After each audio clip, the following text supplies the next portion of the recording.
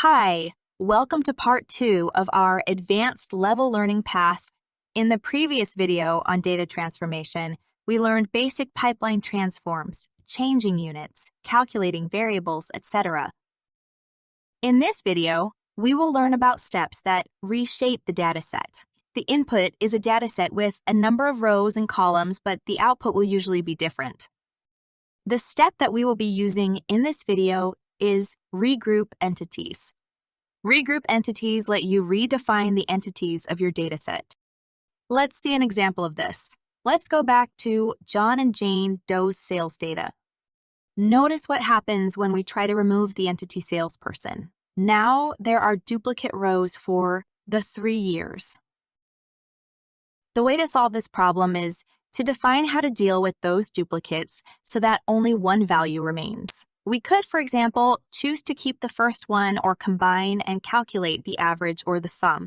Notice how this new data, with the sum of the two values for each year, now have no duplicates. Let's do this on Alphacast.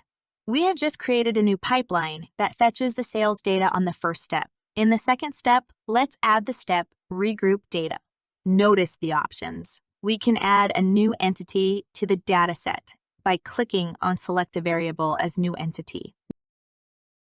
To replicate the example, we will remove the entity salesperson. Notice how we are immediately prompted to choose how are we going to deal with the duplicates. There are a number of options here, and you can define a different function for each variable. Removing entities and grouping data is a very powerful feature that has many useful uses.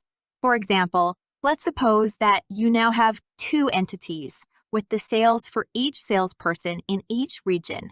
You can remove the entity salesperson to calculate the total sales in each region.